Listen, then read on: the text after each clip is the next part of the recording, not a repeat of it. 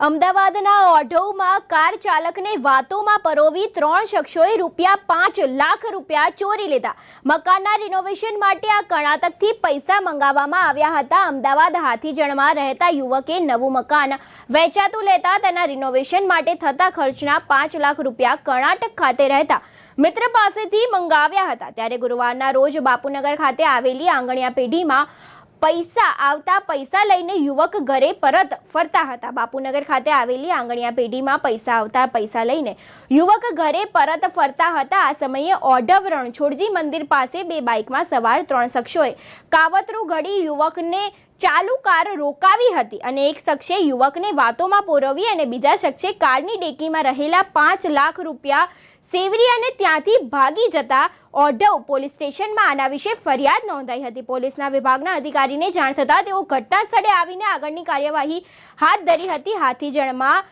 સોના આકૃતિ ફ્લેટ ખાતે રહેતા દેવેન્દ્રભાઈ શુક્લા ઓઢવ ગાયત્રી ગાર્ડન પાસે ટ્રાન્સપોર્ટની ઓફિસ ધરાવી વેપાર ધંધો કરે છે। ત્યારે યુવકે તેમની બાજુમાં આવેલા નંદનવન સોસાયટીમાં એક મકાન વેચાતું લેતા તેના રિનોવેશનના કામકાજ અર્થે કર્ણાટકથી રહેતા તેના મિત્ર પાસેથી ₹5 લાખ મંગાવ્યા હતા। ગુરુવારના રોજ તેમના રૂપિયા બાપુનગર ખાતે આવેલ આંગણિયા પેઢીમાં આવતા યુવક સાંજ સમયે તેની કાર લઈને ત્યાં ગયા હતા અને ત્યાંથી રોકડા ₹5 લાખ લઈને કારની આગળની સીટ પાસેના ખાનામાં મૂકી ઘરે જવા નીકળ્યા હતા। આ દરમિયાન ઓઢવ રણછોડજી મંદિર પાસે પસાર થતા ત્યારે પાછળથી આવતી બાઇકમાં સવાર એક અજાણ્યા શખ્સ દ્વારા ચાલતી કારને કાચમાં હાથ મારી યુવકને તેની કાર ઊભી રાખવા ઈશારો કર્યો હતો ને લૂંટ કરી અને ત્યાંથી ફરાર થઈ ગયો હતો।